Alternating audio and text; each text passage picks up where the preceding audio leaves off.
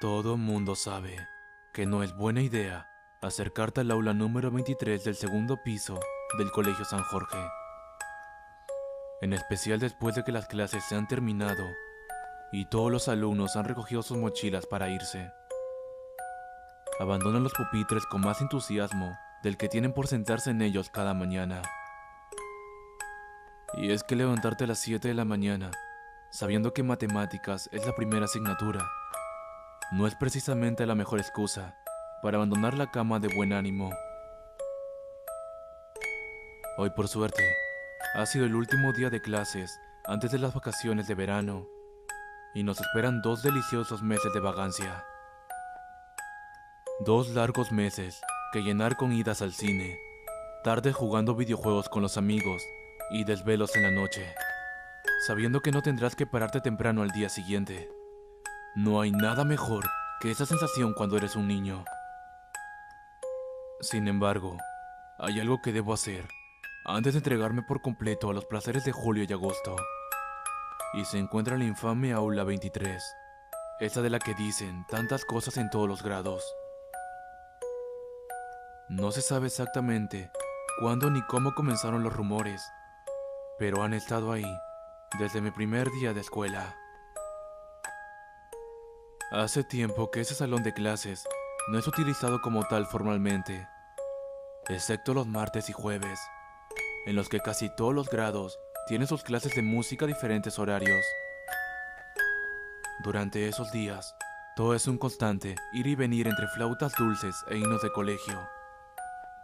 Pero el resto del tiempo, la habitación está completamente sola y cerrada bajo llave. Quienes han estado por el pasillo de casualidad han llegado a decir que escuchan ruidos provenir del interior, risas de niños, pisadas o el eco de algún pupitre siendo arrastrado. Algún pobre diablo incluso ha llegado a afirmar que le llegó la reprimenda fantasmal de un profesor. Ese hombre infame que daba clases en San Jorge hace más de 20 años y que, por lo que sé, es un verdadero tirano con sus alumnos. Por supuesto que los maestros siempre nos han desanimado a no hacer caso de las habladurías. Para ellos, esas cosas no son más que un juego de niños y uno muy molesto a decir verdad. Nunca falta quien esté rondando por el aula 23 en horas inapropiadas, haciéndoles más difícil el trabajo de velar por la institución. De cualquier manera, mentiría si dijera que cada vez que he mirado hasta el ventanal vacío del lugar en cuestión, desde el patio del colegio, no me ha recorrido un escalofrío por la espalda. Y hoy voy a entrar. Mis amigos robaron la llave del escritorio de la directora y me retaron a estar un minuto dentro. Podrían expulsarnos por esto, pero ya sabes, un reto es un reto. Introduzco la llave en la cerradura e ingreso al aula. Está completamente vacía. Suelto un suspiro de alivio. Entonces una voz espectral habla a mis espaldas. Lo estaba esperando. Siéntese. La lección de hoy va a empezar.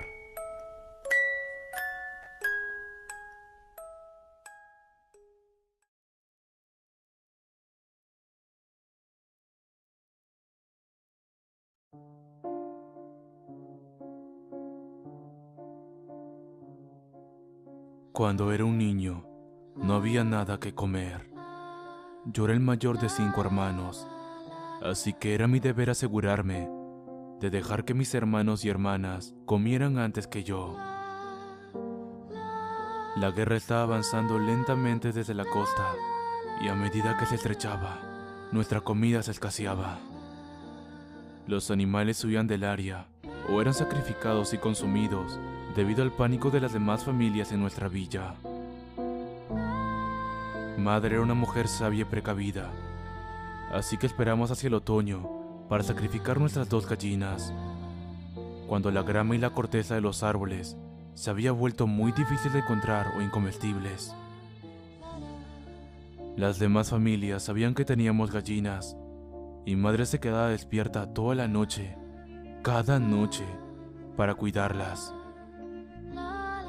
Cuando las gallinas no eran más que huesos, y los huesos se habían vuelto quebradizos y porosos por las muchas sopas de madre, ella nos mandó a mí y a mis 2 hermanos a recolectar insectos y ratones de campo para la cena. Estábamos hambrientos, pero no del todo famélicos. Hasta una mañana que nos levantamos ante la primera nevada y ya no quedaba nada con vida para comer. Madre comenzó a considerarlo inevitable. Quizá debía ir a la costa y vender el reloj de bolsillo de su padre a uno de los soldados ebrios pero bien remunerados. Era la única cosa valiosa que nos quedaba y la única reliquia de la familia que madre me podía heredar. Yo no quería que se fuera. Tenía miedo de que la guerra nos alcanzara mientras ella no estaba. Ella era demasiado joven y demasiado débil como para proteger a mis hermanos menores. Le rogué que se quedara, pero insistió en que todo estaría bien y prometió volver antes de que la semana terminara. Tenía mucho miedo y cuando madre estaba afuera preparando su bolsa, aplasté el reloj de bolsillo bajo mi zapato y lo coloqué de vuelta en el escritorio medio podrido. Madre lloró por días. Mis hermanos hicieron su mejor esfuerzo por reconfortarla, mientras la veía pelando el cuero de sus botas para hervirlo como cena. La noche siguiente, madre encontró una rata muerta e hirvió la enfermedad usando la nieve virgen de la noche anterior. Y el día siguiente, llenó nuestras barrigas con huesos de rata y más nieve derretida. Mi hermanito pequeño, Albert, nos mantuvo a todos despiertos esa noche, llorando por su hambre. Rogaba por todas las cosas que solíamos comer cuando teníamos cosechas y animales. Estofado de carne, panecillos blancos, maíz suculento y cordero condimentado. Hizo que todos nuestros estómagos gruñeran y nos torturaran, y terminé pidiéndole que guardara silencio mientras madre sollozaba desde su habitación. Acaricié el cabello de Albert por horas. Él se quejó hasta que la luz tenue del amanecer se coló por nuestras cortinas andrajosas. Podía escuchar a madre en su habitación retocando el reloj.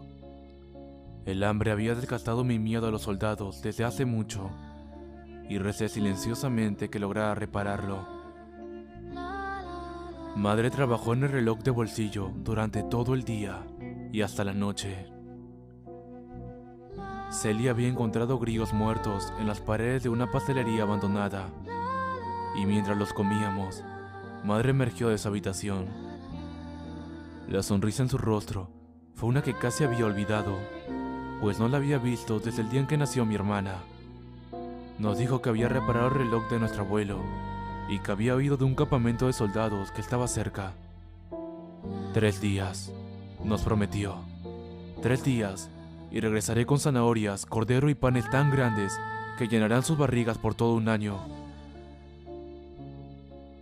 Aplaudimos de la alegría y corrimos por nuestro pequeño y sucio patio con un regocijo que parecía ser un lenguaje extranjero para nosotros. Madre dijo que todos debían ayudarme a buscar cosas hermosas con las cuales decorar la mesa del comedor. La mañana siguiente, nos dio a todos un pedazo de caucho de la suela de sus zapatos para que los masticáramos, y nos mandó en nuestra misión después de habernos dado un beso de despedida y de haber prometido que regresaría antes de que recordáramos que se había ido. Nos divertimos mucho ese día, recolectando herraduras y piezas de vidrio roto. Enroncamos pedazos de cordel a través de las cerraduras para colgarlas encima de la mesa y amarramos el vidrio a las puntas, esperando que destellaran bajo la luz de la lámpara. Regresamos a casa mientras el sol se ponía, felices con el trabajo de nuestro día y ansiosos por retomarlo la mañana siguiente. Aún estábamos cerca de la casa cuando lo olí por primera vez. Cebollas, caldo de pollo, cordero condimentado e incluso caramelos. Corrí tan rápido como pude, lanzando al suelo nuestras decoraciones de mesa, en mi búsqueda desesperada de comida. Irrumpí por la puerta de entrada y encontré a mamá en la estufa, preparando nuestra cena con una veneración silenciosa. Le extendí mis brazos y su sonrisa me dio a entender que había tenido éxito. La abracé con más fuerza y me senté en la mesa mientras mis hermanos y hermanas llegaban por la entrada. Se sentaron en sus lugares rápidamente, con miradas hambrientas en sus rostros, mirando cómo madre traía una bandeja humeante de cordero condimentado. Nos asintió con la cabeza y nosotros llenamos nuestras manos con la carne nutritiva, sin siquiera prestar atención a nuestros platos. Después de la cena, nos mandó a la cama con nuestras barrigas llenas, prácticamente sin haber dicho una palabra desde que la cena fue servida. Comimos un plato, la noche siguiente, y luego la siguiente y la siguiente. Pero a medida que nuestras reservas de alimentos comenzaron a menguar, pasaba lo mismo con la salud de madre. Cada día nuevo la desgastaba más, hasta que mis hermanos y yo quedamos peleando por sobras de carne cruda, mientras madre yacía débil y marchita en su alcoba. La primera noche que volví a pasar sin comida fue la noche que el éter feliz y brumoso comenzó a alzarse y mis recuerdos de los días anteriores se tornaron confusos. Recordaba que el cordero condimentado que había comido con tanta ferocidad en realidad había estado enfermizamente dulce, y que los acompañamientos que había olido desde la distancia nunca fueron parte del festín. No podía recordar que madre hubiera comido algo en todos los días desde su regreso. En vez de ello, se quedaba sentada junto a nosotros en la mesa, en silencio, contemplando la pila de carne gris que consumíamos con tanto fervor. Atemorizado y hambriento, no pude dormir hasta las horas más oscuras de la noche. La mañana siguiente, cuando madre emergió de su habitación, le pregunté qué había sido del reloj de mi abuelo, y me dijo que se lo había vendido a un señor adinerado que estuvo encantado de comprárselo. Luego nos mandó a pelar corteza de los arbustos del bosque. Quizá la razón por la que no comprendí lo que había pasado en ese entonces fue porque era demasiado horrible como para ser considerado, y tenía demasiada hambre. Pero madre murió hace unos días y, en la muerte, me encomendó a la verdad. De su inventario de míseras posesiones, heredé una pequeña caja que no contenía nada más que un reloj de bolsillo, roto y brillante. Quizá madre quería que lo recordara todo, la única esperanza de nuestra supervivencia que yo había aplastado bajo mi talón. Su último beso amoroso, antes de que nos mandara a recolectar decoraciones para el festín.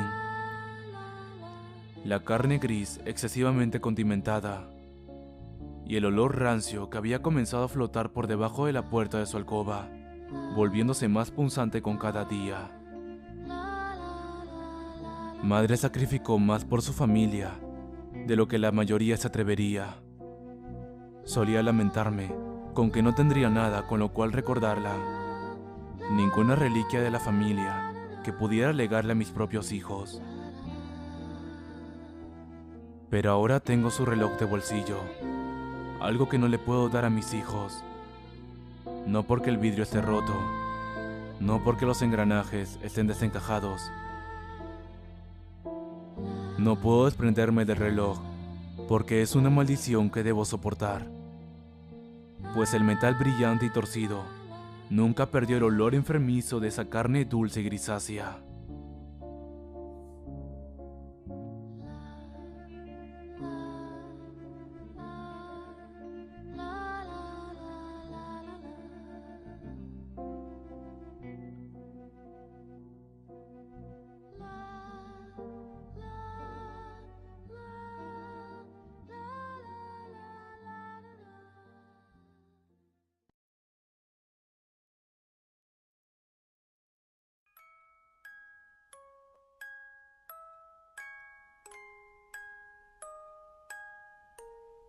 Nuestra costumbre familiar era reunirnos en el campo cada 6 meses.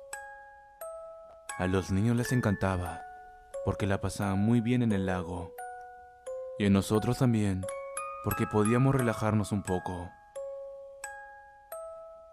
La mañana siguiente de nuestra llegada, uno de mis hijos entró al cuarto llorando, porque su hermano no quería jugar con él. Y había pasado horas hablando con un viejo árbol del jardín, mirando fijamente hacia una de las ramas. Cuando fuimos hasta ahí, no nos prestó atención, así que mi esposo lo llevó adentro cargándolo. Estaba nervioso, ansioso viendo por la ventana, contando una historia de su amigo del árbol y cuánto éste se molestaría por haberlo abandonado. Tras horas de interrogatorio, terminó llorando inconsolablemente, por lo que decidimos mostrarle que los niños no viven en los árboles. Pronto todos los demás vinieron a curiosear. No les mencionamos ninguna palabra, pero los más pequeños de inmediato corroboraron la historia de mi hijo, afirmando que había alguien en el árbol. Algunos salieron corriendo. Otros más gritaron espantados. Decían que el pequeño estaba desnudo, que su piel era blanca, sus ojos grandes y completamente negros. Además le molestaba que lo estuvieran viendo, por lo que gruñía y mostraba sus afilados dientes. La verdad yo no lo hubiese creído, a no ser porque 2 de mis sobrinos empezaron a elevarse. Sus cabellos se levantaban como si alguien los estuviese tomando de ahí. Varios de nosotros los agarramos de los pies, pero la fuerza con la que iban hacia arriba era demasiada. Finalmente logramos liberarlos y entramos a la casa. Desde ahí pudimos ver cómo los árboles se agitaron por largo rato. Me esforcé mucho por ver lo que los otros veían, pero para mi suerte no lo logré. Y lo agradezco, porque desde aquel día ninguno de los presentes puede siquiera acercarse a un árbol, mucho menos volver al campo.